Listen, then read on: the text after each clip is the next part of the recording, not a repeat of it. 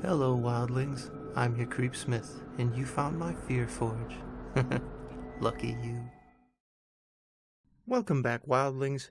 Tonight we are heading way back for one of the first creepypastas I ever heard. In the Walls, credited to Zithra. So last year, I moved into a middle-class house right around summertime. The move went smooth, and it seemed like everything was just working. Nothing broke during the cycle. I had plenty of friends to help me out. Hell, I even found $20 in my couch. Beer money? Hell yeah. Anyway, back to the house. For the first day or two, I thought life couldn't get any better.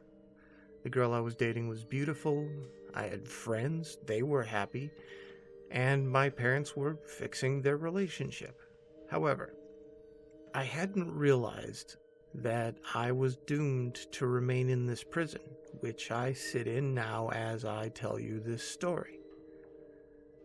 The first time it happened, I was in my room. I was in the zone on the Xbox, you know what I mean, where you get like 10 headshots without even breaking a sweat. Yeah, that. As I was kicking some fat terrorist ass, I heard movement downstairs. My room was up on the second floor. It sounded like someone was running around down there, like they were running from room to room, just banging on the walls, being flat out obnoxious. So I yelled down, "Hey, Jeff, get out of the house. I said 3 o'clock. And the noise stopped. I waited a few moments before turning back to my game, but oh, it was too late. I was already doomed. I saw it come at me again too late. A tank. Ah, son of... I sighed. The next few days seemed pretty normal. There were no more sounds that shouldn't be there, just settling pipes, the heater. Yet about 3 days later, that idiot Jeff snuck into my house and started beating my shit up again. "All right, you weren't getting off so easy this time," I shouted as I charged down the stairs. And just as my foot hit the last step, something out of the corner of my eye moved. I looked over so fast I got whiplash.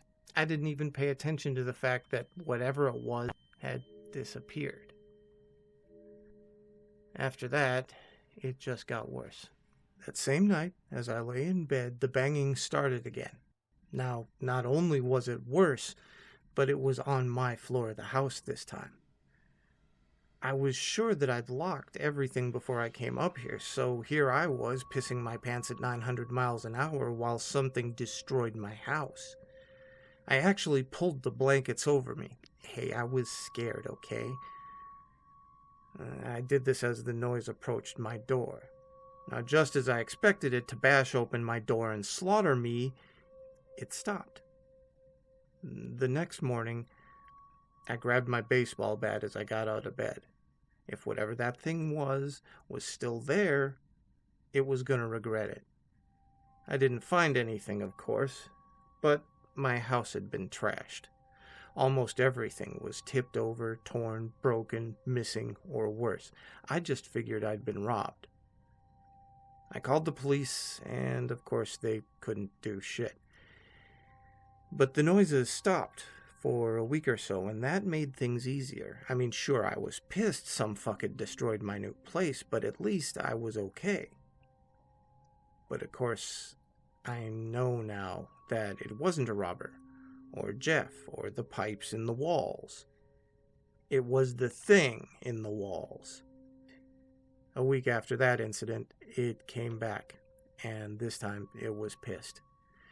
I was startled out of my slumber by the noise of a vase breaking into 1,000 pieces downstairs. Smash it went, with the little pieces still breaking a few seconds after the initial smash, as if to mock me. Not long after that, I began to hear more deep guttural banging noises on the walls again. Coming from inside of them, no doubt. As I lay there in my bed, I let out the tiniest, quietest, timidest little squeak by sheer mistake, and then the noise stopped. Sharpest ears I've ever seen, those were. After several painstakingly long moments of silence, I released the breath I was holding and thought it was over, for now. Big mistake, I realized, as the noises suddenly started to rampage up the stairs, incredibly fast, incredibly loud, smack, crash, bang against my wooden floor. This beast, which I could now accurately call it, broke the door open with intense force, thrusting it all the way to the opposite side of the room.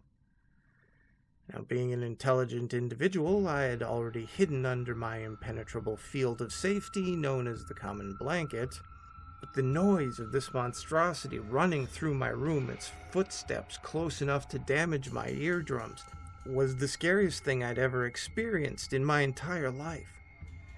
With a sudden burst of adrenaline, I threw off the blankets in the direction of the thing, somehow making a direct impact on its face. Whoever or whatever this thing was stunned, but not for long, and I knew that.